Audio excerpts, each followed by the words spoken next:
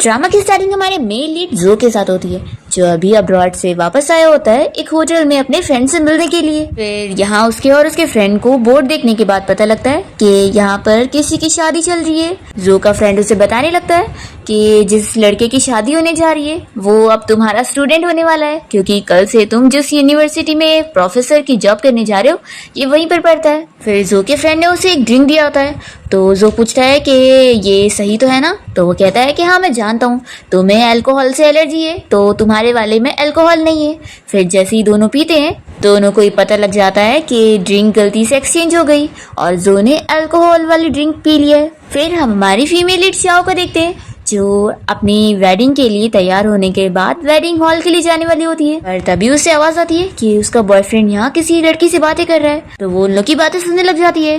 वो लड़की यहाँ पर उसके बॉयफ्रेंड चैन से कह रही होती है कि क्या तुम्हें उससे प्यार हो गया है जो तुम उससे शादी करने जा रहे हो।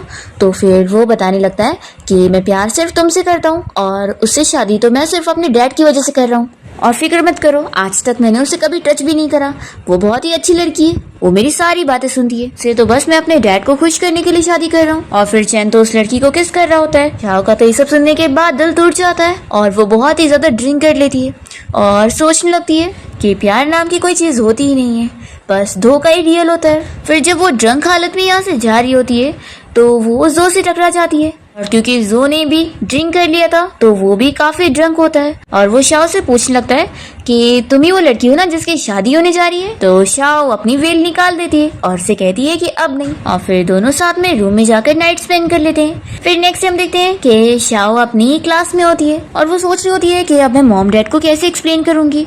ऐसे ही पहले उन लोगों के लिए शॉकिंग था कि मैं इतनी जल्दी शादी क्यों कर रही हूँ, और अब उन्हें पता लगेगा कि मेरा बॉयफ्रेंड भाग गया शादी से, तो फिर वो लोग तो पागल ही हो जाएंगे।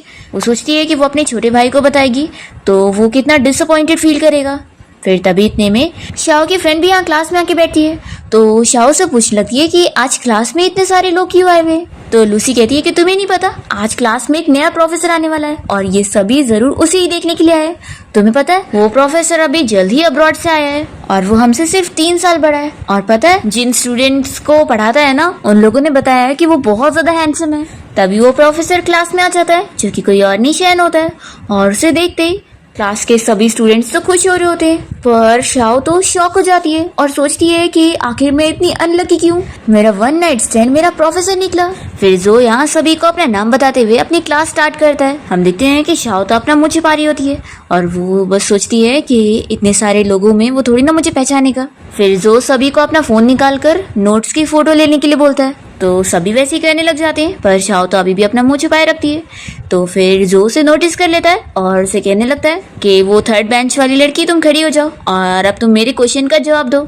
फिर उसने जो अभी पढ़ाया होता है उसी रिलेटेड ही कुछ क्वेश्चन करने लगता है। तभी शाओ के कुछ बोलने से पहले ही यहाँ पर एक लड़का उसका मजाक उड़ाने लगता है कि लड़कियां ऐसी ही होती हैं, इन्हें कुछ नॉलेज होता नहीं है और बस क्लास में ऐसी ही आती है। तभी शाओ तो उस क्वेश्चन का आंसर देने लगती है और सभी लोग उसके आंसर से शॉक हो जाते हैं। फिर जो भी उसकी तारीफ करता है कि उसने बहुत ही अच्छा आंसर दिए, लेकिन वो फिर भी कहता है कि तुमने वो आंसर नहीं दी जो मैंने अभी पढ़ाया था। और फिर वो उसके पास उसकी आईडी देखने के लिए आता है और कह देता है कि क्लास के बाद वो सीधा उसके ऑफिस में आए। फिर नेक्स्ट सीन में हम देखते हैं कि जो अपने ऑफिस में बैठा होता है और वो याद कर रहा होता है। फिर हमें फ्लैशबैक में दिखाते हैं कि उस रात होटल में नाइट स्पेंड करने के बाद नेक्स्ट मॉर्निंग जब जो की नींद खुली थी तो शाओ वहां से जा चुकी थी, पर इसे उसकी आईडी मिल गई थी और जो को ये भी पता लग गया था कि वो उसका फर्स्ट टाइम था। फिर फ्लैशबैक खत्म होता है और जो यहाँ शाओ की आईडी देखते हुए सोच रहा होता है कि 1 महीने से मैं तुम्हें ढूंढ रहा था और फाइनली अब तुम मुझे मिल ही गई। फिर जैसे ही शाओ यहाँ उसके ऑफिस में आती है तो वो उसे टी देता है पीने के लिए, और शाओ उस टी को टेस्ट करती पहचान जाती है कि उसके अंदर कौन से हर्ब्स है। तो वो कहता है कि सच में तुम तो चाइनीज मेडिसिन में कितनी ज्यादा अच्छी हो। तो वो बताती है कि मेरे पेरेंट्स चाइनीज मेडिसिन के डॉक्टर है। तो फिर वो पूछता है कि फिर तुम वेस्टर्न मेडिसिन क्यों स्टडी कर रही हो। शाओ सोचती है कि आखिर ये मुझसे ऐसे क्वेश्चंस क्यों पूछ रहा है। फिर वो कहती है कि प्रोफेसर इसका आपसे थोड़ी ना कुछ लेना देना है। तो जो कहता है कि मैं तुम्हें और जानना चाहता हूँ। शाओ ये सुनते के साथ ही सोचती है कि क्या इसने मुझे पहचान लिया है। फिर शाओ यहाँ से जाने की कोशिश करती है तो वो कहता है कि क्या तुम अभी भी प्रिटेंड करोगी कि तुम्हें कुछ भी याद नहीं आ रहा है। शाओ मन में सोचती है कि मुझे कितना एम्बैरेसिंग फील हो रहा है। फिर वो इसे इसकी आईडी दिखाने लगता है तो शॉ कहती है कि अब मेरे पास न्यू आईडी है, तो ये तुम ही रख लो। तभी जो उसका हाथ पकड़ के रुकता है और पूछने लगता है कि उस रात वाली लड़की तुम ही हो ना। तो वो तुरंत ही कहती है कि नहीं मैं वो नहीं हूँ। जो कहता है कि अभी तो मैंने बताया भी नहीं था कि कौन सी रात। तो ये कहती है कि जो भी हो वो मैं नहीं हूँ। तो जो से बताने लगता है कि उस लड़की के हाथ पर तिल था जैसा कि तुम्हारे हाथ पर है। फिर शाओ मान लेती है कि ठीक है मैं वही हूँ, तो क्या हो गया, तो क्या तुम मुझे रिस्पॉन्सिबल ठहराओगे। जो कहता है कि तुमने उसके बाद मुझे कभी कांटेक्ट क्यों नहीं करी। तो शाओ कहती है कि मैं एक बार मिस्टेक करने के बाद वापस से मिस्टेक नहीं करना चाहती हूँ, और ऐसा बोलकर वो भाग जाती है। तो फिर जो तो स्माइल करने लग जाता है और सोचता है कि वो बस प्रिटेंड कर रही है या वो सच में मेरे बारे में कोई फिक्र नहीं करती, मुझे ये पता करना पड़ेगा। फिर शाओ जब यहाँ से जा रही होती है तो चैन उसे साइड में लेता है और पूछने लगता है कि आखिर तुम मुझे इतने दिनों से अवॉइड क्यों कर रही हो, और क्या तुम मुझे बता सकती हो कि उस दिन तुम शादी से क्यों भाग गई थी। तुम्हें पता है सभी के सामने मेरा कितना मजाक बन गया था। तो फिर ये मन में सोचती है कि यानी इसे अभी तक पता ही नहीं चला कि मैं शादी से क्यों भागी थी। शाह पूछती है कि क्या तुम सच में मुझसे शादी करना चाहते हो। तो वो कहता है कि ऑफ कोर्स, तभी तो मैंने तुम्हें रिंग भी दिया था ना। तो ये मन में सोचती है कि इसके ऐसी बिहेवियर से मैं कभी जान ही नहीं पाई कि ये कितना दोगला और कितना बड़ा झूठा है। चैन मन में सोचता है कि कितनी इजी है इस लड़की को फूल बनाना।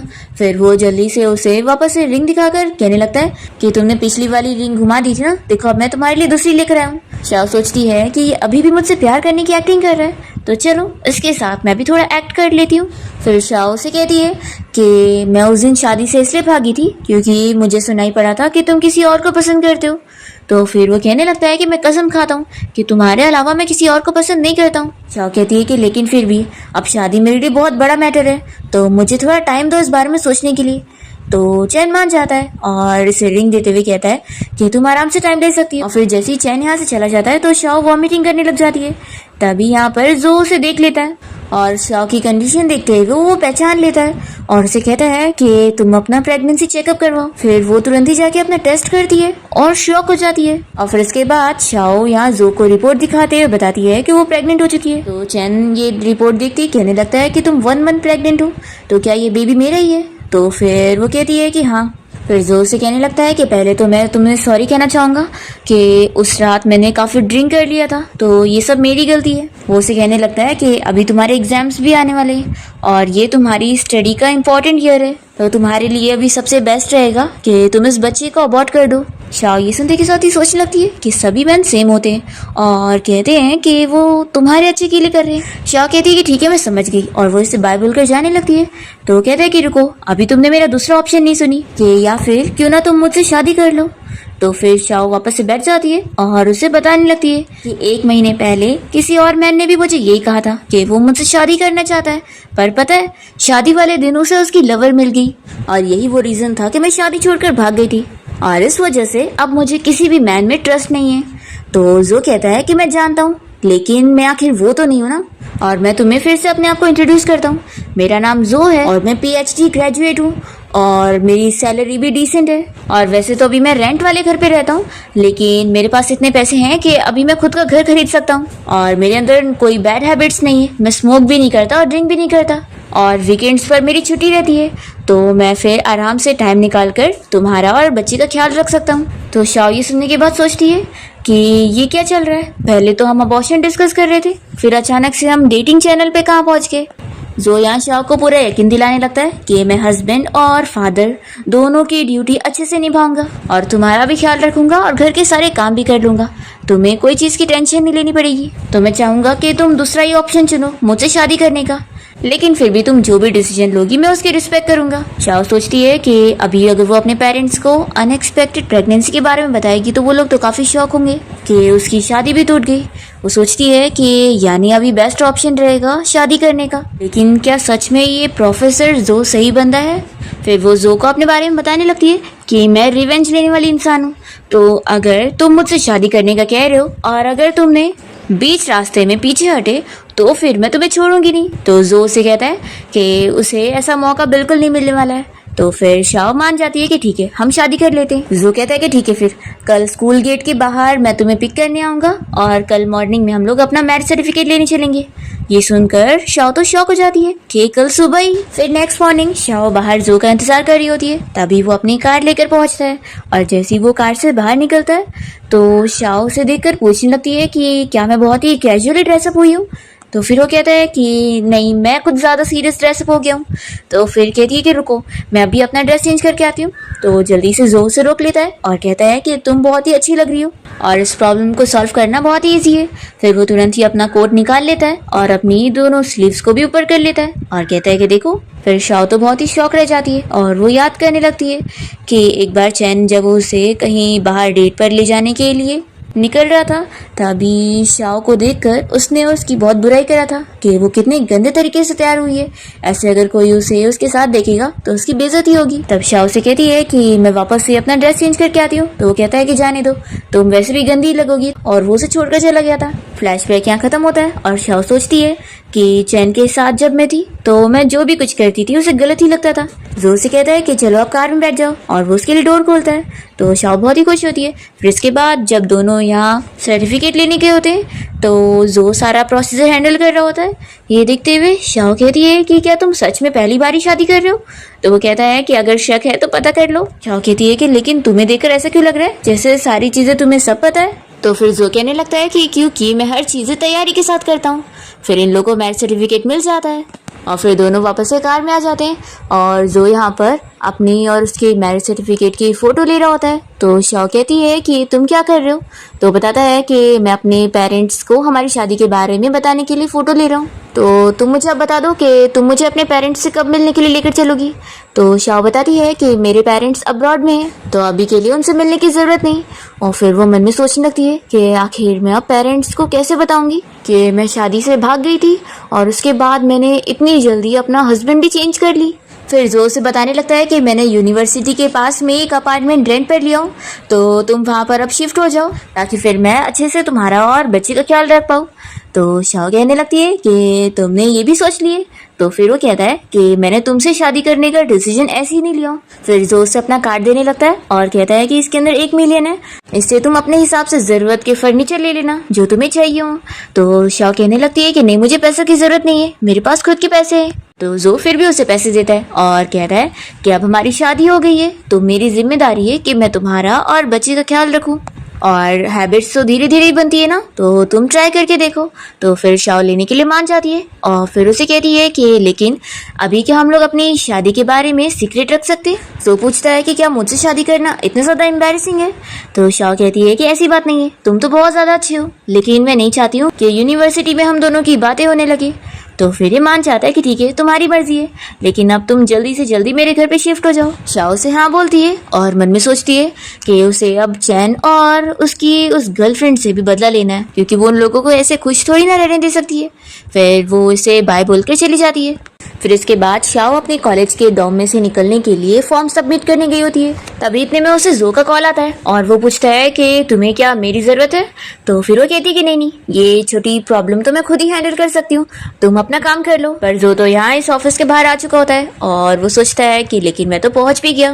पर उसकी जो सीनियर होती है वो उसका फॉर्म लेने से मना कर देती है और कहती है कि अब रूल्स काफ़ी चेंज हो गए हैं। तो शाओ मन में सोचती है कि इसे तो मैंने अभी अपना बदला भी नहीं लिया और ये कुछ ज़्यादा ही उड़ रही है। उसकी सीनियर कहती है कि तुम्हारी इमेज तो ऐसी खराब है क्योंकि तुम अपनी शादी से भी भाग गई थी।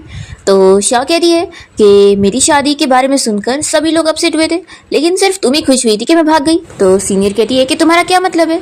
शाओ कहती है कि मैंने तुम्हें बताई नहीं ना कि मेरे और चैन के बीच में अब सब कुछ ठीक हो चुका है और उसने मुझे माफ़ भी कर दिया और उससे मुझसे बोला कि वो मुझसे बहुत प्यार करता है। फिर ये सुनते के साथ ही सीनियर तो शॉक हो जाती है और उसका मुंह बंद हो जाता है। फिर शाओ कहने लगती है कि चैन के लिए सही, लेकिन इसे साइन कर दो और फॉर्म को अप्रूव करो। पर फिर भी सीनियर नहीं मान रही होती है। तो शाओ कहती है कि ठीक है मैं चैन को ही बोल देती हूँ। फिर वो तुरंत ही चैन को कॉल लगाती है और उसे कहने लगती है कि हस्बैंड देखो ना, मैं यहाँ कॉलेज डॉर्म में से निकलने का फॉर्म सबमिट करने आई थी पर सीनियर लेने से अप्रूव करने से मान ही नहीं रही है, तो तुम ही इसे बोल दो। चैन ये सुनते के साथ ही पूछने लगता है कि लेकिन तुम डॉर्म में से क्यों निकलना चाहती हो। तो शाओ कहती है कि ऑफ कोर्स इसलिए ताकि हम दोनों कभी भी इजीली मिल सके। फिर चैन के कहने की वजह से लिन साइन कर देती है। तो शाओ बहुत ही हैप्पी हो जाती है और इसे कहने लगती है कि लास्ट टाइम तो हम दोनों की शादी में नहीं आई थी ना, तो इस बार मैं तुम्हारे लिए वीआईपी सीट अरेंज कर दूंगी। ऐसा बोलकर वो चली जाती है और फिर जैसे ही वो बाहर निकलती है तो देखती है कि जो ने तो उसकी सारी बातें सुन चुका है। फिर इसके बाद वो जो के साथ उसके घर पे रहने के लिए आ जाती है और सोच रही होती है कि वैसे तो मैं बस एक्टिंग कर रही थी, लेकिन ऐसा लग रहा है जैसे कि मैं इसके पीठ पीछे इसे चीट कर रही थी। जो इसे कहता है कि फिक्र मत करो, मैं वीकेंड पर तुम्हारे लगेज को यहाँ पर शिफ्ट करवाने में हेल्प कर दूंगा। तो वो कहती है कि नहीं, तुम्हें कहने की जरूरत नहीं है, मैं अपनी फ्रेंड को बोल दूंगी, वो ले आएगी। तो जो कहता है कि ठीक है। फिर वो उसे बैठने के लिए बोलता है और उससे पूछता है कि क्या तुम अभी भी उस लड़के को पसंद करती हो। तो जो पूछता है कि क्या तुम इस रीजन की वजह से हमारी शादी को सीक्रेट रखना चाह रही थी। तो वो हाँ बोलती है और बताती है कि चैन किसी और लड़की को पसंद करता है और वो मुझसे धोखे से शादी करने वाला था, इसलिए मैं उसे इतनी आसानी से माफ नहीं करूंगी। जो कहता है कि ठीक है, फिर मैं समझ गया, अगर तुम्हें फ्यूचर में मेरी कोई हेल्प लगेगी तो बोलना, मैं कर दूंगा। तो फिर वो कहती है कि प्रोफेसर जो, आपके कहने का मतलब है कि आप मेरा साथ देने वाले हो। तो वो कहता है कि इसमें तुम विक्टिम हो और तुम कौन सा किसी का खून करने जा रही हो या किसी के घर में आग लगाने जा रही हो, और वैसे भी अब हमारी शादी हो गई है तो तुम्हारा काम अब मेरा काम है। तो शाओ तो बहुत ही खुश हो जाती है और सोचती है कि किसी का सपोर्ट मिलने में कितना अच्छा फील होता है। फिर वो उसे कहता है कि चलो मैं तुम्हारा बेडरूम तुम्हें दिखा देता हूँ। शाओ जैसी उठती है तो उसके पैर में दुखने लगता है, तो जो उसे उठा लेता है और उसे रूम में ले आता है और फिर वो उसके पैर पे मसाज देते हुए बताने लगता है कि प्रेगनेंसी के टाइम पे सारा प्रेशर पैर पर ही पड़ता है, तो उसे अब हील्स नहीं पहननी चाहिए और फ्लैट स्लीपर पहननी चाहिए। फिर शाओ तो बहुत ही शाय फील कर रही होती है, तो वो कहता है कि तुम्हें क्या हुआ। शाओ कहती है कि कुछ भी नहीं, बस मुझे नींद आ रही है, मैं काफी थक गई हूँ। तो जो उसके पास जाता है और उसका पिलो सही करने लगता है और फिर उसे कहता है कि मैं बाहर लिविंग रूम में सो रहा हूँ, तो तुम्हें अगर कुछ भी काम रहेगा तो मुझे बता देना। तभी जो को उसकी मॉम की कॉल आई होती है और वो उसे बताने लगती है कि वो उससे मिलने के लिए यहाँ पर आई है और दरवाजे के बाहर खड़ी है।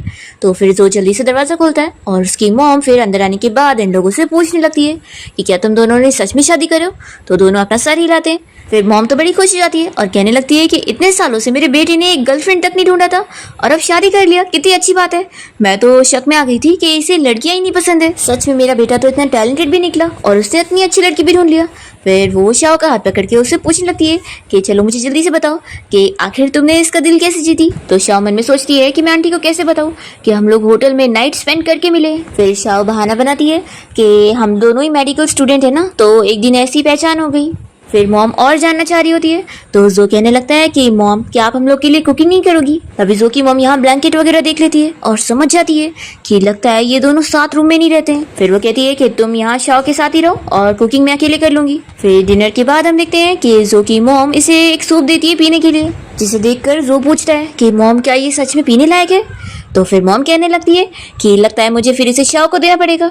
तो वो कहता है कि नहीं मॉम उसे मत दो और फिर वो खुद पीने लग जाता है और सोचता है कि वो तो प्रेग्नेंट है तो अभी से नहीं पी सकती। फिर जो की मॉम उसे गुड लक बोलकर यहाँ से चली जाती है और फिर हम देखते हैं कि जो काफी ड्रंक हो चुका होता है और वो यहाँ शाओ के रूम में आ जाता है और वो जल्दी से यहाँ पर शाओ को हक करने लगता है। तो वो काफी शॉक होती है और पूछती है कि आखिर उसे क्या हो गया। तो फिर जो तो उसे किस करने लग जाता है और फिर वो अपने आप को कंट्रोल करके जल्दी से यहाँ से बाहर आ जाता है और ठंडा पानी पीने लगता है और फिर सोचता है कि आखिर मुझे क्या हो गया था, कहीं मुझसे वो डर ना गई हो। फिर वो समझ जाता है कि उसकी मॉम ने जो उसे टॉनिक सूप दी थी उससे ही कुछ हुआ है। नेक्स्ट मॉर्निंग हम देखते हैं कि जो यहाँ बाहर शाओ का वेट कर रहा होता है।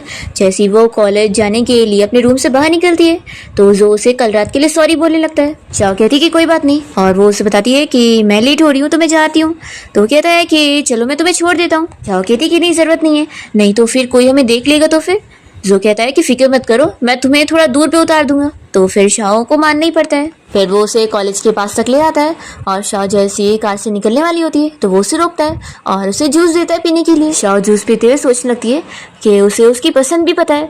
फिर यहाँ पर वो उसके लिप्स साफ करने जा रहा होता है और शाओ सोचती है कि क्या वो कल रात की तरह फिर से उसे किस करने वाला है, पर वो तो फिर बस उसके लिप्स साफ करके दूर हो जाता है। तभी इतने में शाओ देखती है कि सामने से उसकी फ्रेंड जा रही है तो फिर वो इसे कहती है कि मैं जाती हूँ और बाय बोलकर जल्दी से भाग जाती है। फिर इसके बाद शाओ अपनी फ्रेंड के साथ यहाँ लैब में होती है और दोनों यहाँ मस्ती कर रहे होते हैं। तभी इतने में यहाँ पर लीन आ जाती है और इन लोगों को बातें सुनाने लगती है कि वो लोग यहाँ एक्सपेरिमेंट की चीजें खराब कर रहे हैं तो क्या उन लोगों को रिस्पॉन्सिबल नहीं होना पड़ेगा। तो फिर लूसी कहने लगती है कि तुम तो ऐसे बोल रही हो जैसे तुम यहाँ की टीचर हो। तो वो बताती है कि हाँ, मैं जल्द ही टीचर बनने वाली हूँ क्योंकि मेरा टीचिंग असिस्टेंट का फॉर्म सबमिट हो चुका है। पर शाओ और उसके फ्रेंड इसकी बात नहीं सुनते हैं, तो इससे गुस्सा आ रही होती है। तभी इतने में यहाँ पर एक लड़का अपना प्रोजेक्ट मॉडल लेकर आया होता है, जिसे देखते ही शाओ पहचान जाती है क्योंकि वो उसका भाई है। फिर वो अपना मुंह छिपाने लगती है कि वो उसे पहचाने ना, और यहाँ से पेट दुखने का बहाना करके जाने वाली होती है। पर लिन यहाँ बहाने से उसे धक्का दे देती है और फिर शाओ की वजह से उसका मॉडल नीचे गिर जाता है और वो टूट जाता है। तो लिन खुश होने लगती है कि अब ये जो अब्रॉड से आया वाला स्टूडेंट है उसके टीचर भी अब शाओ से गुस्सा हो जाएंगे। फिर शाओ का भाई उसे देखते ही पहचान लेता है और सिस्टर कहने लगता है। तो फिर ये दोनों भी शॉक हो जाते हैं कि ये अब्रॉड से आया वाला स्टूडेंट कोई और नहीं बल्कि इसका भाई है। शाओ अपने भाई से पूछने लगती है कि तुम अब्रॉड से अचानक से यहाँ पर कैसे आ गए, क्या मॉम डैड को इस बारे में पता है? तो वो कहता है कि हाँ पता है, और तुम्हें पता है मुझे तो इन्विटेशन मिला था आने का, इसलिए मैं आया हूँ। और वैसे भी मॉम डैड को अभी सबसे ज्यादा फोकस है तुम्हारी शादी पर। और हाँ, मैं कह रहा हूँ कि अगर मुझे वो लड़का पसंद नहीं आया ना तो मैं उसे अपना ब्रदर इन लॉ नहीं बनने दूंगा। तभी लिन शाओ से कहने लग जाती है कि अब तुमसे ये जो प्रोजेक्ट मॉडल टूट गया है इसकी वजह से तुम्हें अब इसका भरपाई करना पड़ेगा। तो फिर शाओ का भाई कहता है कि मैं इसके लिए कंपेंसेशन भरने वाला हूँ, और प्रोफेसर भी शाओ को कुछ नहीं बोलेंगे। तो फिर ये सुनते के साथ ही शाओ को पता लगता है कि उसके डैड भी यानी यहाँ पर आए हुए हैं। फिर शाओ लिन से कहती है कि मुझे पनिशमेंट मिलेगी कि नहीं मिलेगी इससे तुम्हारा कोई लेना देना नहीं है, समझी? तभी इतने में यहाँ पर वो प्रोफेसर पहुंच जाते हैं और चिल्लाने लगते हैं। तो फिर लिन उनके सामने शाओ के बारे में कंप्लेन करने लगती है कि उसी ने ये चीज तोड़ी है तो उसके लिए उसे पनिशमेंट जरूर मिलना चाहिए। तभी इतने में यहाँ पर जो आ जाता है और वो कहने लगता है कि आप फिक्र मत करो, मैं इस मैटर को हैंडल करता हूँ। फिर इसके बाद जो प्रोफेसर को अपने ऑफिस में लेकर जाता है और वो यहाँ पर लिन और शाओ दोनों को भी लेकर आया होता है, और वो लिन से कहने लगता है कि उसकी जिम्मेदारी थी कि कोई भी चीज टूटे ना लैब की, तो इसमें गलती इसकी है, इसलिए अब वो उसका टीचिंग असिस्टेंट वाला फॉर्म भी रिजेक्ट कर रहा है। ऐसा बोलकर वो लिन को यहाँ से जाने बोलता है तो वो गुस्से में चली जाती है। तो प्रोफेसर कहता है कि तुमने उसे ऐसे ही जाने दे दिए? तो वो जो कहता है कि मैंने उसे ऐसी सजा दे दी हूँ, और वैसे अगर आप बाकी किसी स्टूडेंट को सजा देना चाह रहे हैं तो उसके लिए मैं जिम्मेदारी लेता हूँ। तो फिर प्रोफेसर पूछते हैं कि तुम आखिर किस बात की जिम्मेदारी ले रहे हो, क्या तुम इस लड़की के पेरेंट हो? तो जो कहता है कि हाँ, और फिर वो शाओ के पास जाकर खड़ा हो जाता है और बताने लगता है कि मैं इसका हस्बैंड हूँ। तो इस सुनते के साथ ही प्रोफेसर और शाओ का भाई दोनों शॉक हो जाते हैं, और शाओ का भाई कहता है कि अच्छा, तो ये मेरा ब्रदर इन लॉ है। तभी शाओ प्रोफेसर से कहती है कि डैड अब बस। तो जो कहता है कि तुमने उन्हें क्या बुलाई? तो शाओ बताती है कि हाँ, ये मेरे डैड है और ये बहुत ही प्रोटेक्टिव डैड है। फिर शाओ का भाई कहने लगता है कि वैसे डैड बिल्कुल सही तो कह रहे ना, वो लड़की तुम्हें बुली कर रही थी और उसे सजा मिलनी चाहिए, ऐसे कैसे वो जा सकती है? तभी यहाँ पर शाओ की मॉम भी पहुंच जाती है और वो उसकी फिक्र करने लगती है कि मेरी प्यारी बेटी को किसने बुली किया, और फिर वो उसके डैड को चिल्लाने लगती है कि तुम ऐसे डैड हो, जिस लड़की ने तुम्हारी बेटी को बुली करी उसको तुमने जाने दे दी है। तो फिर डैड जल्दी से उसकी मॉम को बताने लगते हैं कि मैंने कुछ नहीं किया, ये प्रोफेसर जो है ना, इसने उस लड़की को यहाँ से भेज दिया। तो मॉम कहती है कि कौन प्रोफेसर जो, क्या वो भी मेरी बेटी को बुली करने में मिला हुआ है? तो फिर जैसी वो जो को देखती है तो खुश हो जाती है, कह रही इतना यंग है। फिर वो जो से पूछने लगती है कि तुम इतनी यंग एज में प्रोफेसर बन गए, तो क्या तुम मैरिड हो?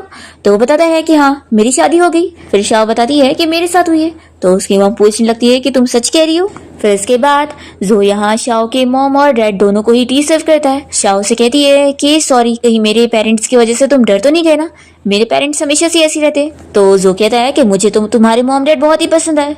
फिर शाओ के डैड उसे कहने लग जाते हैं कि हम यहाँ पर तुम्हें अब्रॉड अपने साथ लेके जाने के लिए आए। तो शाओ कहती है कि मैंने बोली थी ना कि मैं अपनी स्टडीज यहीं पर ही कंप्लीट करना चाहती हूँ और अपने हिसाब से लाइफ जीना चाहती हूँ। तो डैड कहते हैं कि ऐसे कैसे चल सकता है, यहाँ पर कोई और नहीं है तुम्हें प्रोटेक्ट करने के लिए, और अगर तुम्हें कोई बुली करेगा तो हम तुम्हें कैसे बचाएंगे? तभी शाओ की मॉम कहती है कि अच्छा चलो, इसे डराओ मत। तो फिर शाओ पूछती है कि मॉम क्या मतलब है? तो उसकी मॉम बताती है कि हम लोग अब यहीं पर रहने वाले हैं, और मैंने तुम्हारे डैड को बोल दी हूँ कि हम लोग यूनिवर्सिटी के पास ही घर ले रहे हैं, और ये बस अभी तुम्हारा रिएक्शन देखने के लिए ऐसा मजाक कर रहे थे, हम लोग कोई अब्रॉड नहीं जा रहे। शाओ के डैड कहते हैं कि हाँ, हमारी बेटी जिसमें खुश है हम लोग भी उसमें खुश हैं। तो फिर शाओ कहने लगती है कि मुझे पता है कि आप लोग इसलिए डर रहे हैं कि मुझे कोई हर्ट ना कर दे, तो आप लोग फिक्र मत करो, मैं किसी को भी खुद को हर्ट पहुंचाने नहीं दूंगी। तभी जो भी कहने लगता है कि आप लोग फिक्र मत करो, मैं शाओ को अच्छे से प्रोटेक्ट करने वाला हूँ। तो शाओ की मॉम कहती है कि सिर्फ मुंह से बोलने पर नहीं चलेगा, हम लोग अब यहीं पर रहने वाले हैं, और अगर तुमने हमारी बेटी को बुली किया तो फिर हम लोग तुम्हें छोड़ेंगे नहीं। फिर इसके बाद शाओ के मॉम डैड यहाँ से जाने के लिए निकल रहे होते हैं, तो शाओ अपने भाई को चिल्लाने लगती है कि तुम अब्रॉड से आने के बाद मुझे बताए भी नहीं थे। तो जो बताने लगता है कि सिस्टर हम लोग तुम्हें सरप्राइज देने वाले थे ना, इसलिए। फिर वो लोग जब जा रहे होते हैं तो जो शाओ के भाई को एक इन्विटेशन कार्ड देता है क्लब का, तो फिर वो बहुत ही खुश हो जाता है और कहता है कि ब्रदर इन लॉ तुम तो कितने कूल हो। और फिर शाओ के मॉम डैड और भाई यहाँ से कार में बैठकर चले जाते हैं। तो फिर जो यहाँ शाओ को हक करने लगता है और से कहता है कि तुम फिक्र मत करो, मैं तुम्हारी फैमिली की तरह तुम्हारा हमेशा ख्याल रखने वाला हूँ। तब इतने में शाओ कहती है कि मुझे याद आया, मेरी फ्रेंड लूसी मेरा इंतजार कर रही होगी। फिर इतने में लूसी का उसे कॉल भी आ जाता है, तो शाओ से कहने लगती है कि मैं अभी आ रही हूँ। तो लूसी कहती है कि यानी मैं सच में देख रही हूँ कि प्रोफेसर जो तुम्हें हक कर रहे हैं। शाओ देखती है कि उसकी फ्रेंड लूसी यहीं पर ही खड़े होकर इन लोगों को देख रही है। फिर इसके बाद शाओ अपनी फ्रेंड लूसी को अपना मैरिज सर्टिफिकेट दिखाते हुए अपने और जो के बारे में सब बता देती है कि उन लोगों ने शादी कर ली है। तो फिर वो तो उसका मैरिज सर्टिफिकेट देखकर काफी शॉक हो रही होती है और कहने लगती है कि तुमने मुझे इस बारे में पहले नहीं बताई। फिर वो बहुत ही खुश होने लगती है कि उसने यूनिवर्सिटी के सबसे हैंडसम बंदे को कैप्चर कर लिया। फिर शाओ कहने लगती है कि सॉरी मैंने तुम्हें इस बारे में नहीं बताई थी, कहीं तुम गुस्सा तो नहीं हो गई होगी ना, क्योंकि तुम प्रोफेसर जो को पसंद जो करती हो। तो फिर लूसी कहती है कि तुमसे ज्यादा इंपॉर्टेंट मेरे लिए कुछ भी नहीं है, लेकिन तुम पहले ये बताओ कि तुम क्या आप चैन को पसंद नहीं करती हो और उसे तुम भूल गई हो। तो शाओ कहती है कि ऑफ कोर्स, क्योंकि वो तो उस मिस्ट्रेस लिन को पसंद जो करता है। तो लूसी को पता लगता है कि यानी चैन जिस लड़की के साथ मिलकर तुम्हें चीट कर रहा था वो कोई और नहीं, हमारी सीनियर लिन है। तो शाओ कहती है कि तो क्या, और तुम्हें पता है शादी वाले दिन वो दोनों साथ मिलकर बॉटम लाइन क्रॉस करने की शेमलेस हरकत कर रहे थे। ये सुनने के साथ ही लूसी को तो बहुत ज्यादा शौक लग रहा होता है कि तभी तो मैं सोचूं कि उसके पास भी वो सेम रिंग कैसे जो चैन ने तुम्हें दिया था, वो दोनों सच में कितने ज्यादा शेमलेस है। तो शाओ कहती है कि तभी तो मैंने वो रिंग कब का फेंक दी। फिर लूसी पूछने लगती है कि तुम और प्रोफेसर जो कब से एक दूसरे को जानते हो। तो फिर शाओ इसे बताती है कि जिस दिन शादी थी उस दिन जब मैं शादी छोड़कर भाग रही थी तो मैंने थोड़ी बहुत ड्रिंक कर ली थी और तभी हम लोग मिले थे। तो फिर लूसी सब समझ जाती है कि यानी तुम लोग वन नाइट स्टैंड से मिले हो। तो फिर अब मुझे सब समझ आ रहा है कि तुम ऐसे प्रेग्नेंट हो गई हो। वो से पूछती है कि फिर क्या अब तुम प्रोफेसर जो के साथ उनके घर पे रहने वाली हो। तो शाओ कहती है कि हाँ, और वो मुझे कॉलेज के बाद पिक भी करने आने वाला है, तो तुम लगेज पैकिंग में मेरी हेल्प करवा देना। तो शाओ कहती है कि ऑफ कोर्स, कैंपस का हंक तुम्हें पिक करने आ रहा है और तुम एक मॉम बनने वाली हो, तो तुम बाकी सारी चीजें मुझ पे छोड़ दो, मैं पैकिंग वगैरह में हेल्प कर दूंगी। तो शाओ अपनी फ्रेंड को थैंक्स करने लगती है। फिर जो यहाँ पर जैसे ही शाओ को पिक करने आता है तो शाओ उसे अपनी फ्रेंड लूसी से मिलवाती है और बताती है कि इसे अब हमारी शादी के बारे में सब पता है। तो फिर जो उसे शाओ की हेल्प करने के लिए थैंक यू कहने लगता है। तो लूसी कहती है कि कोई बात नहीं, मैं तो बहुत ही खुश हूँ। फिर यहाँ जो शाओ का हाथ पकड़ के उसे अपने साथ लेकर जाता है। फिर जैसे ही दोनों घर पहुंचते हैं तो शाओ देखती है कि उसने पहले से ही सारा काम करके रखा हुआ है। तो वो कहती है कि चलो मैं कुकिंग कर देती हूँ। तो जो कहता है कि नहीं, कुकिंग का काम मेरा है। तो वो कहती है कि चलो फिर मैं वेजिटेबल धो देती हूँ। तो जो कहता है कि नहीं, तुम्हें पानी को तो बिल्कुल हाथ नहीं लगाना है। तो शाओ कहती है कि फिर मेरे लिए कोई काम नहीं है, मैं तुम्हारी क्या हेल्प कर सकती हूँ। तो जो उसे एप्रिन पकड़ा देता है उसे पहनने में हेल्प करवाने के लिए। तो फिर शाओ उसे एप्रिन पहना रही होती है और वो उसे पीछे घूमने बोलती है, पर जो उसे ऐसे ही बांधने बोलता है। तो फिर शाओ उसके क्लोज जाकर एप्रिन को बांध देती है और जो तो बहुत ही खुश हो जाता है और फिर वो शाओ को वही जूस दे देता है जो उसने उसके लिए बनाया था। वो अपना कुकिंग करने चला जाता है।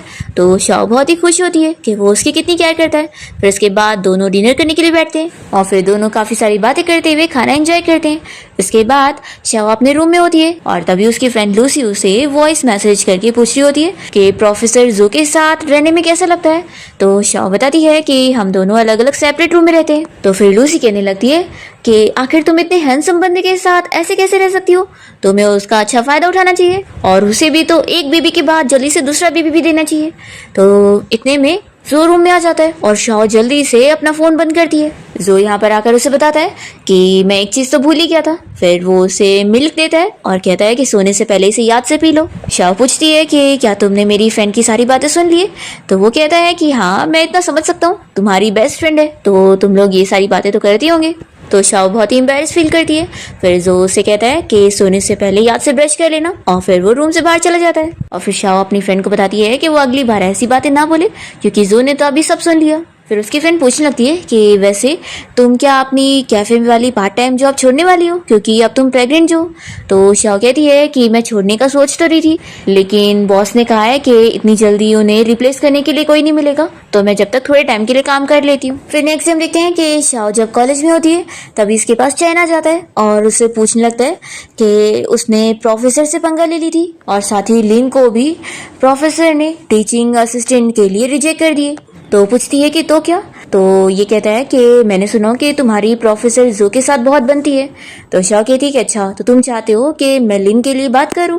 तो वो कहता है कि देखो वो मेरी फ्रेंड है ना, तो तुम मेरी हेल्प जरूर करोगी। शाओ मन में सोचती है कि कितना दुगला ये। फिर वो उसे हक करके थैंक्स करने लगता है और कहता है कि क्यों ना हम लोग आज रेस्टोरेंट में डिनर करें। तो शाओ उसे दूर कर देती है और कहती है कि आज मुझे काम है। तो फिर वो कहता है कि तुम्हें क्या हो गया, सिर्फ डिनर करने का ही तो पूछ रहा हूँ ना। तभी इतने में यहाँ पर जो आ जाता है और वो शाओ से कहने लगता है कि स्टूडेंट तुमने अपना प्रोजेक्ट नहीं सबमिट करी हो, अगर नहीं करोगी तो फिर तुम्हारे ग्रेड्स कम हो जाएंगे और तुम फेल हो जाओगी। तो वो शाओ कहती है कि प्रोफेसर मैं अभी जाके करती हूँ। फिर चैन तो यहाँ से चला जाता है और जोर से पूछने लगता है कि अच्छा, तो तुम इससे अवॉइड कर रही थी। शाओ कहती है कि हाँ, मेरे पीछे ही पड़ गया था कि अगर ये मुझे घर छोड़ने चलेगा तो मैं अपने पार्ट टाइम जॉब वाले सीक्रेट को कैसे छुपाऊंगी। जो कहता है कि कॉलेज के बाद मैं तुम्हें घर छोड़ने चलूंगा। तो शाओ सोचने लगती है कि अगर ये मुझे छोड़ने चलेगा तो मैं अपने पार्ट टाइम जॉब वाले सीक्रेट को सीक्रेट नहीं रख पाऊंगी। फिर वो आज के लिए कैफे में अपनी फ्रेंड को अपने बदले में काम करने के लिए बोल देती है और उसे थैंक्स करने के बाद वो जल्दी से कॉलेज के बाहर पहुंच जाती है और जो को पता नहीं लगने देती है। तभी जो उसे पूछता है कि तुम्हें डिनर में क्या खाना है। तो वो कहती है कि मुझे फ्राइड चिकन खाना है। तो ये कहते हैं कि ठीक है। फिर तो शाओ कहती है कि मुझे लगा था कि तुम मुझे मना करोगे और बोलोगे कि मेरी हेल्थ के लिए अच्छा नहीं होगा। तो जो कहता है कि देखो मैं मानता हूँ कि तुम अभी प्रेग्नेंट हो, लेकिन खुशियां भी तो ज्यादा इंपॉर्टेंट होती है ना, और मैं हूं ना, मैं हमेशा तुम्हारा ख्याल रखने वाला हूँ, तो तुम्हारी पसंद की चीजें करने से मैं तुम्हें रोकूंगा नहीं। शाओ काफी शौक होती है और सोचती है कि वो काफी डिफरेंट है। फिर दोनों साथ में वहीं पर आ जाते हैं जहाँ पर शाओ पार्ट टाइम जॉब करने आती है। सिर्फ वो यहाँ अपना मुंह छिपाने लगती है कि कोई उसे देखकर पहचान न ले। जो पूछता है कि क्या हुआ, तो कहती है कि कुछ नहीं, और फिर उससे पूछने लगती है कि क्या तुम ये खाओगे। और फिर वो खुद ही सोचती है कि ये कहाँ फ्राइड चिकन खाता होगा, मुझे नहीं पूछना चाहिए था। पर तभी जो तो शाओ के हाथ से खा लेता है। तो ये देखकर वो शॉक हो जाती है और पूछती है कि मुझे लगा था कि तुम ये नहीं खाते होंगे। जो कहता है कि खाता तो नहीं हूँ, लेकिन अब तुमने अपने हाथों से खिलाई हो तो मुझे अच्छा लगा। तो फिर शाओ खुश हो जाती है और फिर वो रात में अपने जब रूम में होती है तो इसी बारे में सोचकर वापस से स्माइल कर रही होती है। फिर तभी से इसकी फ्रेंड की कॉल आती है और वो पूछती है कि प्रोफेसर जो को तुम्हारी जॉब के बारे में पता तो नहीं चला। तो ये कहती है कि नहीं चला, सब कुछ ठीक है। इसकी फ्रेंड कहने लगती है कि देखो अच्छा रहेगा कि तुम खुद ही बता दो, नहीं तो फिर बाद में उन्हें पता चलेगा तो वो गुस्सा हो जाएंगे। तो शाओ कहती है कि मुझे यकीन है कि वो मुझ पर गुस्सा नहीं होगा। तो फिर इसकी फ्रेंड कहती है कि लगता है शादी के बाद तुम्हें प्रोफेसर जो से प्यार हो गया। तो शाओ कहने लगती है कि हाँ, वो बहुत ही ज्यादा स्वीट है। फिर कॉल कट करने के बाद तभी यहाँ पर शाओ की फ्रेंड के पास जो आ जाता है और वो उसे बताने बोलता है कि वो आखिर कहाँ पार्ट टाइम जॉब करने चाहती है। तो लूसी कहने लगती है कि मैं अपनी बेस्ट फ्रेंड को धोखा नहीं दूंगी। तो जो से कहता है कि क्या तुम्हें प्रोजेक्ट में फेल होना है। फिर इसके बाद हम देखते हैं कि शाओ जब यहाँ कैफे में पार्ट टाइम जॉब कर रही होती है तब यहाँ पर जो पहुंच जाता है। तो उसे देखकर वो शॉक हो जाती है और कहती है कि कितना बड़ा कोइंसिडेंस है, हम लोग यहाँ पे मिल गए। तो वो कहता है कि कोई कोइंसिडेंस नहीं है, मैं यहाँ पर तुम्हें ही ढूंढते हुए आया हूँ। फिर वो टाइम देखते हुए पूछता है कि यानी तुमने मुझे अपनी छुट्टी का टाइम गलत बताई थी। शाओ कहती है कि कहीं तुम इस बात से गुस्सा तो नहीं हो गए ना कि मैंने तुमसे छुपाई थी। तो जो कहता है कि मैंने पहले ही बोला था ना कि तुम्हारी पसंद की कोई भी चीज करने से मैं तुम्हें रोकूंगा नहीं। तो चलो अब तुम मुझे बताओ कि तुम्हारे पास तो पैसों की कमी नहीं है, तो तुम यहाँ पर पार्ट टाइम जॉब क्यों कर रही हो। तो शाओ कहती है कि बस ऐसी लाइफ एक्सपीरियंस करने के लिए। तो जो कहता है कि अगर तुम्हें लाइफ एक्सपीरियंस करनी है तो फिर क्यों ना तुम हॉस्पिटल में आ जाओ, मैं वहां पर तुम्हारी इंटर्न की जॉब लगवा देता हूँ। तो फिर शाओ से सच बताने के लिए मान जाती है कि जब मैं चैन को डेट कर रही थी तब मुझे उसे एक अच्छा सा गिफ्ट देना था, तो इसलिए मैं खुद के पैसे जमा कर रही थी। पर फिर उसके बाद मुझे चैन का असली रंग दिख गया, लेकिन अब जब मैंने कोई चीज स्टार्ट करी थी तो मैंने सोची कि मैं उसे एंड भी करती हूँ। शाओ कहती है कि लेकिन अब फिक्र मत करो, अब मैं कोई भी ऐसी मीनिंगलेस चीजें नहीं करूंगी। तो जो कहता है कि तुम जो चाहे वो कर सकती हो, बस तुम्हें ये देखना है कि तुम किसी को भी अपने आप को कम मत फील करवाने देना। शाओ बहुत ही खुश होती है कि वो उसे एक बेटर पर्सन बनाना चाहता है। फिर जो शाओ को उठा के यहाँ से घर लेके जाने के लिए निकलता है। फिर रात में जब शाओ अपनी स्टडी कर रही होती है तो उसे कुछ चीजें समझ नहीं आती है, तो वो सोचती है कि मेरे पास तो प्रोफेसर है, तो चलो मैं उसकी हेल्प ले लेती हूँ। फिर वो जो की हेल्प लेने के लिए जैसे ही लिविंग रूम में आती है और उसे कहने लगती है कि तुम क्या मुझे कुछ चीजें एक्सप्लेन कर दोगे। तभी वो देखती है कि वो तो यहाँ सो रहा है और उसकी आवाज से वो जाग जाता है और तुरंत ही अपने कपड़े सही करता है और फिर उसे स्टडी कराने में हेल्प करने लग जाता है। पर शाओ तो यहाँ उसे देखती रह जाती है, तो वो कहता है कि पिछली बार भी तुम मेरी क्लास में ध्यान नहीं दे रही थी और अभी भी तुम नहीं दे रही हो, क्या मैं इतना बोरिंग पढ़ा रहा हूँ। तो शाओ कहती है कि नहीं, तुम सब अच्छा पढ़ा रहे हो। तो फिर वो पूछता है कि फिर रीजन बताओ कि तुम्हारा ध्यान कहीं और क्यों है। तो शाओ से किस कर लेती है और कहती है कि तुम बहुत ही ज्यादा हैंडसम हो इसलिए। तो जो कहने लगता है कि अभी तुम पढ़ाई पर ध्यान दो क्योंकि अभी एग्जाम ज्यादा जरूरी है। और फिर वो शाओ को स्ट्रिक्टली स्टडी पे फोकस करवा रहा होता है और फिर शाओ को यहाँ पर वॉमिटिंग जैसा होने लगता है, तो जो जल्दी से उसके लिए मेडिसिन भी ला कर देता है और उसका ख्याल रख रहा होता है। फिर नेक्स्ट डे हम देखते हैं कि शाओ अपनी कैफे के बॉस को अपना रिजाइनेशन लेटर दे रही होती है और बताती है कि अभी उसकी स्टडीज काफी ज्यादा बढ़ गई है, इसलिए वो अभी यहाँ पे काम नहीं कर पाएगी। तो बॉस मान जाता है और फिर शाओ बस अब यहाँ कुछ दिनों के लिए काम कर रही होती है। तभी जो यहाँ लिन को अपने साथ लेकर आया होता है और वो शाओ को देखते ही शॉक हो जाता है और फिर बहाना करता है कि वो बस अपनी फ्रेंड को यहाँ ट्रीट देने के लिए लेकर आया था। तो शाओ कहती है कि हाँ मैं समझ रही हूँ और वैसे तो मैं ही तुम लोग को ट्रीट दे देती, लेकिन अब मेरा बॉयफ्रेंड यहाँ पर है तो लिन मैं तुम्हें ट्रीट कैसे दूंगी, यही तुम्हें दे रहा है। फिर जब ये इन लोग को ऑर्डर लेने के लिए जाती है तो लिन कहने लगती है कि हमारे लिए कपल वाली डिश लेकर आओ। शाओ कहती है कि क्यों नहीं, तुम्हारे लिए जरूर लेकर आती हूँ। और फिर जब वो डिश लेकर आती है तो ये लोग शॉक हो जाते हैं। लिन पूछती है कि आखिर ये क्या है, तो वो बताती है कि मुझे जो चीजें नहीं पसंद है वो चैन भी नहीं खाता है, तो अब तुम चैन के साथ बैठी हो तो तुम भी तो वही खाओगी ना। फिर लिन को बहुत गुस्सा आ जाती है और वो यहाँ से चली जाती है। तो जो शाओ को चिल्लाता है कि तुमने मेरी फ्रेंड को गुस्सा दिला दी और वो भी चला जाता है। फिर शाओ को तो इन लोगों को मजा चखा के बहुत ही खुशी मिल रही होती है। तब यहाँ पर जो एक और पार्ट टाइम वर्कर होता है उसकी नजर यहाँ पर शाओ पे होती है और जब शाओ यहाँ पर अपना काम कर रही होती है तभी अचानक से वो उसके पीछे टच करता है, तो शाओ उसे चिल्लाती है और फिर बॉस को भी इस बारे में कंप्लेन करती है। तो ये बंदा कुछ भी मानने से मना कर देता है कि मैंने कुछ किया ही नहीं। अब यहाँ की सीसीटीवी फुटेज भी खराब होती है, तो शाओ को गुस्सा आ जाता है और वो इसे मारने लग जाती है। इसके बाद इन लोग को पुलिस स्टेशन आना पड़ता है और पुलिस ऑफिसर भी शाओ की बात पर यकीन नहीं कर रहे होते और शाओ से कहने लगते हैं कि वो यहाँ पर अपने पेरेंट्स को बुलाए, नहीं तो ऐसे वो जा नहीं सकती है। तो शाओ तुरंत यहाँ पर जो को कॉल करती है और उसे पुलिस स्टेशन आने के लिए बोलती है। तो वो जल्दी में भागते हुए यहाँ पर आता है और शाओ की फिक्र करने लगता है कि तुम्हें कहीं चोट तो नहीं आई। तो वो कहती है कि मैं बिल्कुल ठीक हूँ, उल्टा मुझसे ज्यादा तो उसे चोट लगी है। तो फिर ये कहता है कि अगली बार क्या तुम अपना ख्याल रखोगी और ऐसे रिस्क नहीं लोगी।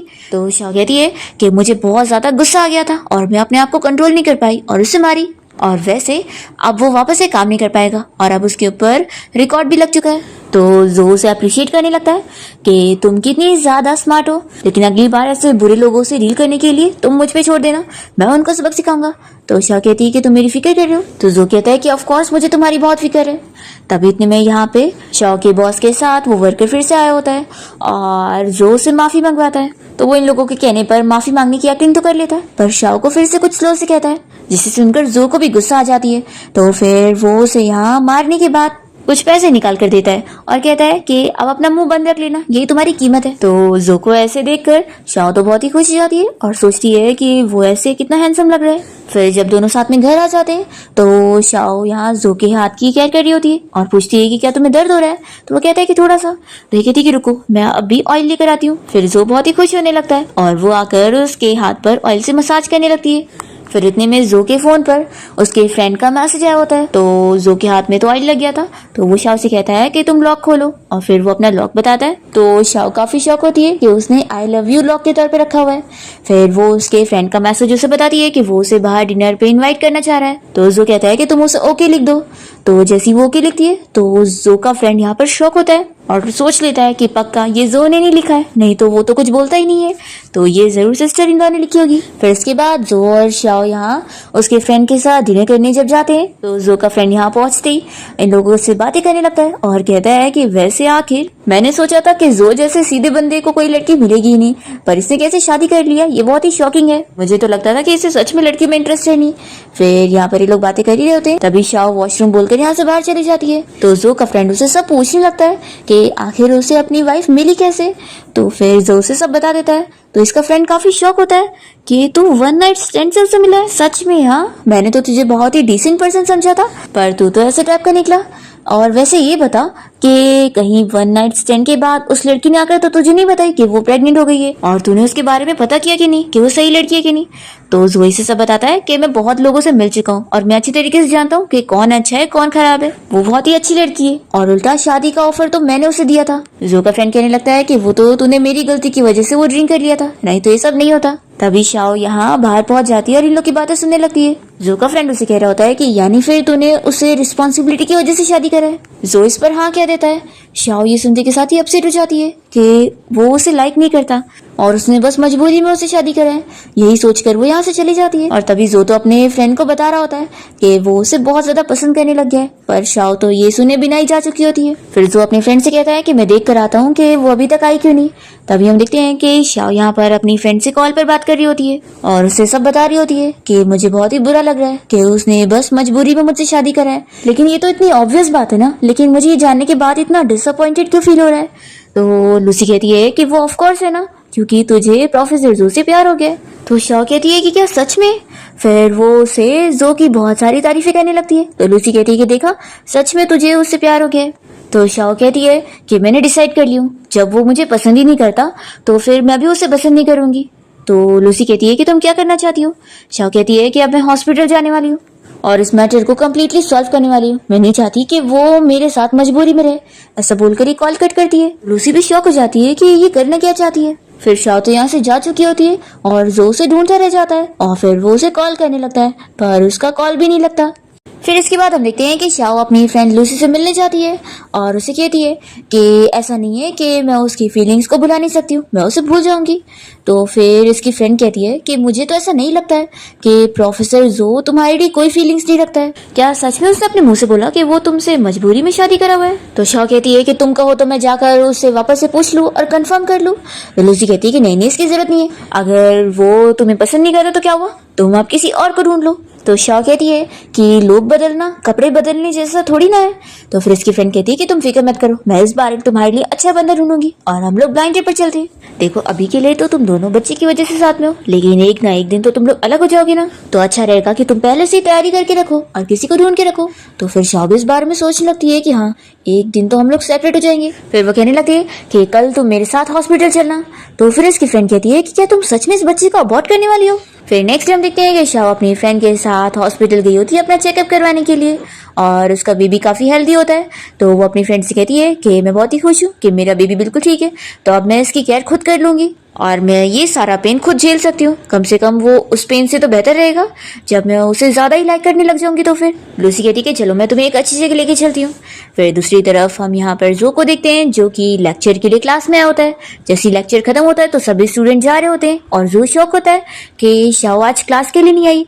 फिर वो सोचता है कि उसने मुझे बताई भी नहीं। फिर इतने में उसे मैसेज आती है कि हॉस्पिटल से उसने पेमेंट करी है। तो फिर इसे पता लग जाता है कि वो हॉस्पिटल गई है। दूसरी तरफ हम देखते हैं कि लूसी ने आज शाओ को ब्लाइंड डेट के लिए लेकर आई होती है। तो शाओ कहने लगती है कि मुझे ब्लाइंड डेट पर नहीं आना था। तो भी उसकी फ्रेंड कहती है कि अब यहाँ पर आई गई हो, देखो तुम्हें अच्छा लगेगा। तभी हम देखते हैं कि जो यहाँ पर आया होता है और वो लूसी को चुप कर देखते हुए उसे कॉल लगाता है और पूछता है कि तुम हॉस्पिटल गई थी। तो फिर लूसी समझ जाती है कि उसने जो गलती से उसी के कार्ड से पेमेंट कर दी है, इसलिए उसे पता लग गया। फिर जो पूछने लगता है कि तुम अभी इस वक्त कहाँ पर हो। फिर शाओ कुछ बोलने वाली होती है कि इतने में यहाँ पर एक लड़का आ जाता है और कहने लगता है कि मैं यहाँ पर ब्लाइंड डेट के लिए आया हूँ। तो शाओ जल्दी से फोन कट करती है कि कहीं जो सुन ना ले। फिर इतने में उसकी फ्रेंड लूसी भी आ जाती है और वो उस लड़के से बात करने लगती है कि उसने ही उसे मैसेज करी थी, तो क्या वही वो लड़का है। फिर शाओ यहाँ लूसी को बताती है कि जो को पता लग गया कि मैं हॉस्पिटल गई थी। फिर वो लूसी से कहती है कि एक काम करते हैं, मैं जल्दी यहाँ से जाती हूँ, नहीं तो फिर उसे सच में पता लग जाएगा। फिर शाओ यहाँ से जाने ही लगते है कि इतने में यहाँ पर वो दूसरा ब्लाइंड डेट वाला भी लड़का पहुंच जाता है जो कि कोई और नहीं शाओ का भाई होता है और वो उसे देखते ही कहने लगता है कि सिस्टर तुम यहाँ पर क्या कर रही हो। फिर शाओ अपनी फ्रेंड से कहती है कि तुमने ब्लाइंड डेट के लिए किसे ढूंढी हुई हो। तो वो कहती है कि मुझे नहीं पता था कि इतना बड़ा कोइंसिडेंस हो जाएगा। फिर जो दूसरा लड़का होता है वो शाओ के भाई से कहने लगता है कि अगर ये तुम्हारी सिस्टर है तो हम लोग जगह बदल लेते हैं। तो फिर शाओ का भाई उसे चिल्लाता है कि तुम आखिर मेरी सिस्टर को डेट कैसे कर सकते हो। तो वो कहता है कि मैं क्यों नहीं कर सकता, आखिर ये सिंगल है और मैं भी सिंगल हूँ। तभी इतने में जो की आवाज आती है, वो इसे कहता है कि किसने कहा कि वो सिंगल है। फिर ये लोग शॉक हो जाते हैं कि वो तो यहीं पर ही खड़ा था। फिर जो यहाँ शाओ के पास आकर खड़ा हो जाता है तो लूसी उससे पूछने लगती है कि प्रोफेसर जो आप यहाँ पर कैसे आए। तो वो कहता है कि मैं एक लड़की को पकड़ने आया हूँ जो अपने हस्बैंड और बच्चे को छोड़कर जाना चाहती है। तो लूसी बताने लगती है कि मैंने अपना साथ देने के लिए शाओ को यहाँ ब्लाइंड डेट के लिए लेकर आ गई और ये अपनी मर्जी से नहीं आई है। फिर ये लड़का जो से पूछने लगता है कि आखिर वो है कौन। तो जो शाओ से कहता है कि तुम बताओ। तो शाओ बताती है कि हम लोग फैमिली है। तो उसका भाई यहाँ पर इस लड़की को बताता है कि वो मेरा ब्रदर इन लॉ है। जो कहता है कि ठीक है मैं अपनी फैमिली को घर लेके जाता हूँ। और फिर वो शाओ को लेकर घर आ जाता है। तभी वो उसे कहने लगती है कि तुमने मुझे गलत समझा है, मैं ब्लाइंड डेट के लिए नहीं गई थी। तो जो यहाँ पर उसके स्लीपर चेंज करने लगता है और कहता है कि ऐसी हालत में उसे हील्स नहीं पहननी चाहिए। तो वो सोचती है कि सच में ये सिर्फ बच्चे की वजह से मेरी केयर करता है। फिर वो बताने लगती है कि मैं हॉस्पिटल में चेकअप के लिए गई थी और बेबी बिल्कुल ठीक है। फिर जो कुछ नहीं कहता तो शाह कहती है कि ठीक है अब मैं अपने रूम में जा रही हूँ। तभी जल्दी से वो उसे पीछे से हक करते हुए रोकता है और फिर उसे पूछने लगता है कि क्या तुम मुझसे इस वजह से गुस्सा हो गई हो जो मैंने अपने फ्रेंड से उस दिन वो बात किया था। तो फिर शाह कहती है कि नहीं, तुमने बिल्कुल सही कहा था कि हमारी शादी सिर्फ रिस्पॉन्सिबिलिटी की वजह से हुई है। वो जोर से किस कर लेता है और कहता है कि मैंने कभी ऐसा नहीं सोचा। और फिर जो शाह को बता देता है कि मैं तुम्हें लाइक करता हूँ। वैसे तो मैं ये इतनी जल्दी नहीं बताने वाला था, लेकिन तुम कुछ और ही समझने लग गई और तुम मुझसे दूर जाने वाली थी और मैं कितना डर गया था। तो फिर वो पूछती है कि क्या डर गए थे। तो कहता है कि मुझे लगा था कि तुम हॉस्पिटल जाकर बच्चे को अबॉर्ट कर दोगी। तो फिर शाह कहती है कि ऐसा मैं कभी नहीं करूंगी, मैं तो बस चेकअप करवाने गई थी कि बेबी नॉर्मल है कि नहीं। फिर वो उसे रीजन पूछने लगता है कि आखिर तुम मेरी और मेरी फ्रेंड की बात पर इतना गुस्सा क्यों हो गई थी, क्या तुम मुझे इसका रीजन बता सकती हो। तो फिर शाह भी उसे किस कर लेती है। जो कहता है कि इसका क्या मतलब था। शाह कहती है कि मैंने तुमसे ही सीखी हूँ। तो फिर वो कहता है कि अगर मैंने मिसअंडरस्टूड कर लिया कि तुम भी मुझे लाइक करती हो तो फिर। शाह कहती है कि मिसअंडरस्टैंडिंग करने की जरूरत नहीं है, मेरा मतलब यही है। फिर जो शाह को समझाने लगता है कि नेक्स्ट टाइम अगर तुम कोई बात से अपसेट हो जाओ तो मुझे डायरेक्टली बता देना ताकि मैं तुम्हें कंफर्ट कर सकूं, नहीं तो मैं सोचता ही रह जाऊंगा और मुझे पता ही नहीं चल पाएगा। शाह से हाँ बोलती है और सोचने लगती है कि आखिर मैंने इसे गलत कैसे समझ ली थी, वो तो कितना अच्छा है। फिर शाह जो से इस बारे में पूछने लगती है कि क्या तुम सच में पहली बार डेट कर रहे हो। तो वो कहता है कि तुम्हें शक हो रहा है। फिर वो वापस से उसे किस करने वाला होता है पर इतने में शाह का पेट दुखने लग जाता है। तो जो तुरंत ही उसे हॉस्पिटल लेकर आता है चेकअप के लिए।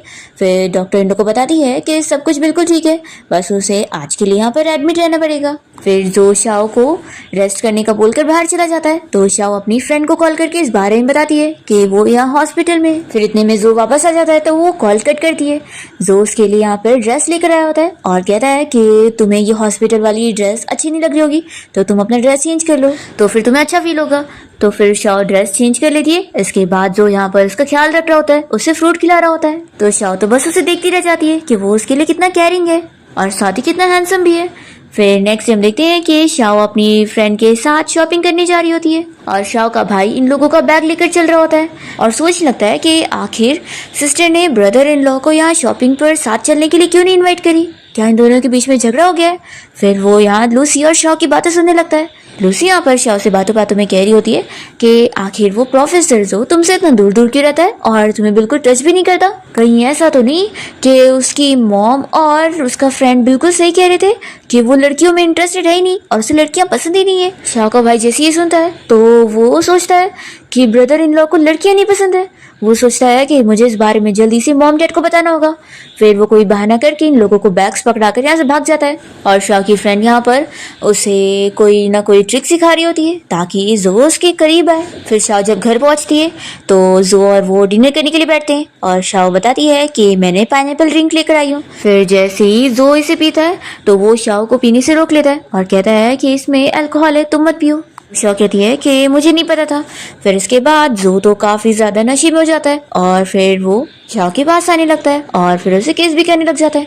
इतने में हम देखते हैं शाओ के मॉम डैड और भाई यहाँ दरवाजा खोलते हुए घर में आ जाते हैं और शाओ का भाई जल्दी से जो को उसे दूर करता है और कहने लगता है कि फ्रॉड बंदे मेरी बहन से दूर रहे। तो जो कहता है कि कैसा फ्रॉड।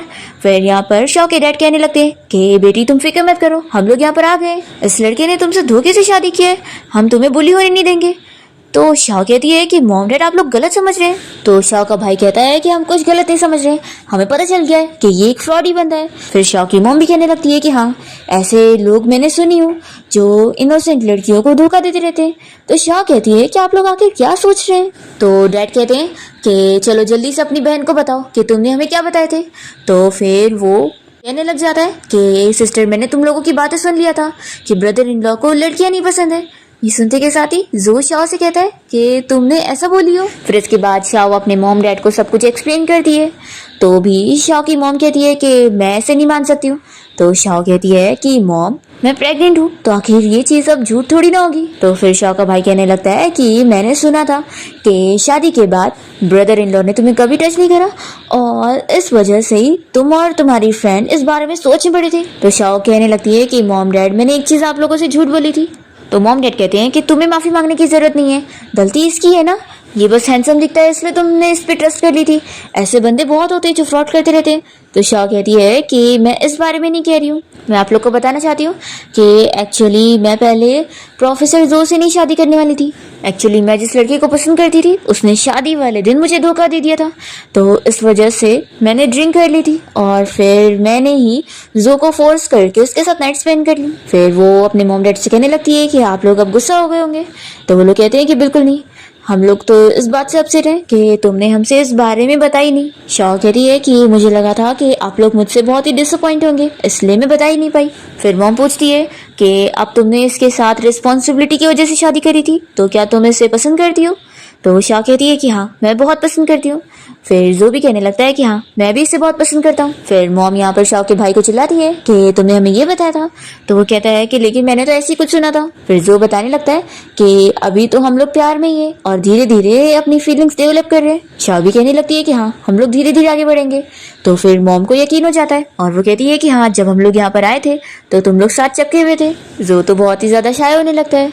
फिर इसके बाद हम देखते हैं कि शाह जब रूम में होती है तो वो ये सब के बारे में सोचकर बहुत ही खुश हो रही होती है। इतने में जो रूम में आ जाता है और उसे बताने लगता है कि बाहर लिविंग रूम का एसी खराब हो गया है, तो आज रात के लिए क्या मैं यहाँ पर सो सकता हूँ।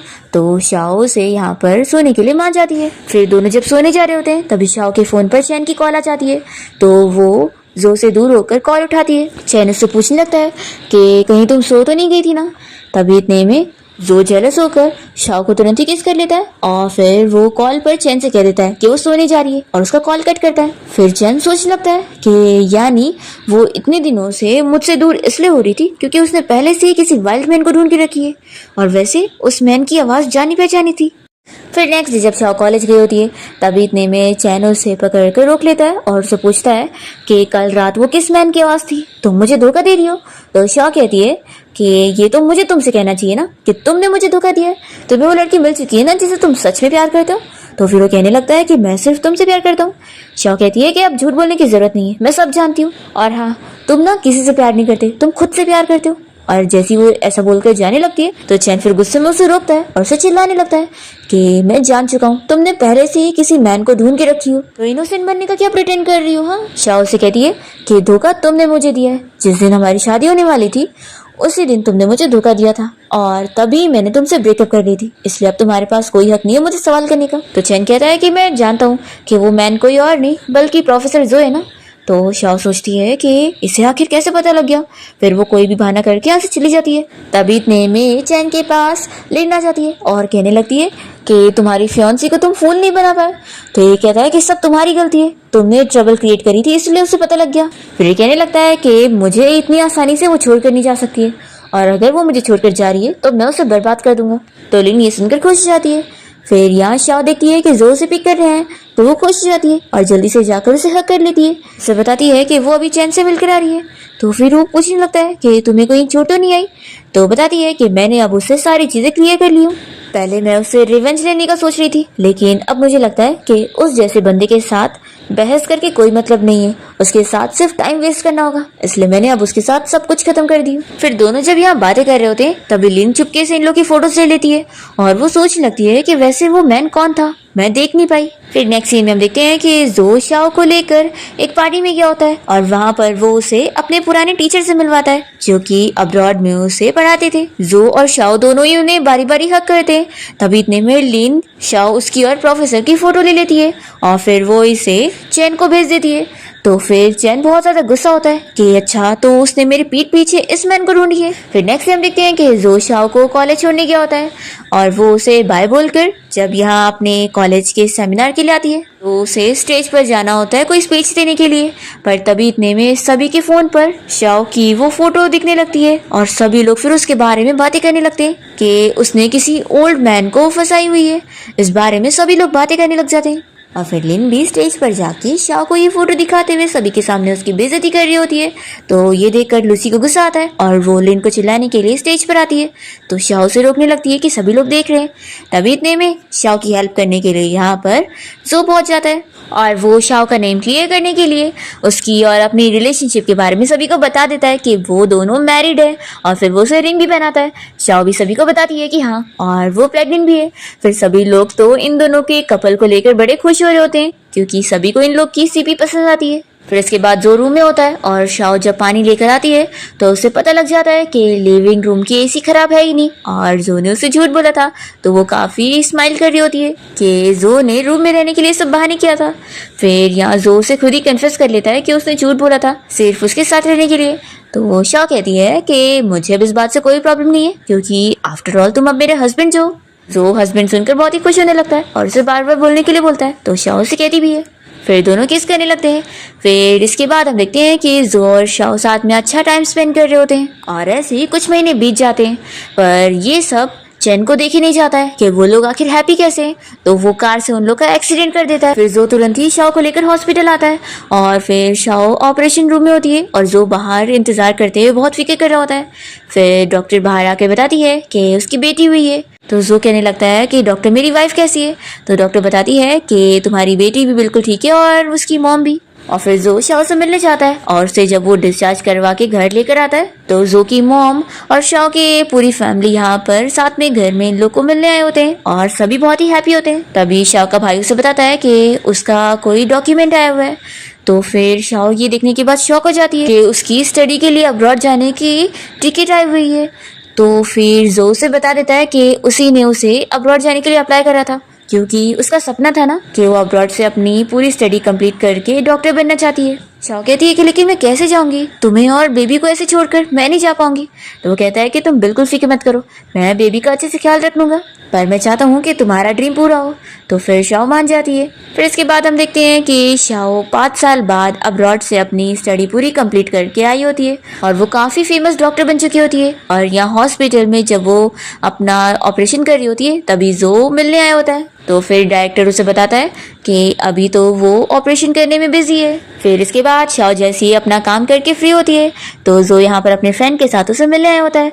फिर इन लोग का फ्रेंड इन लोग को अच्छा टाइम स्पेंड करने के लिए छोड़कर बाहर चला जाता है और फिर जो फिर से शाओ को रिंग दिखाते हुए शादी के लिए प्रपोज करता है और फिर दोनों अपनी ग्रैंड वेडिंग सेरेमनी करते हैं और यहाँ पर इन लोग की बेटी इन लोगों को रिंग देने के लिए आई होती है। फिर दोनों ही किस करते हैं और इसी के साथ इस ड्रामा की हैप्पी एंडिंग यहाँ पर हो जाती है।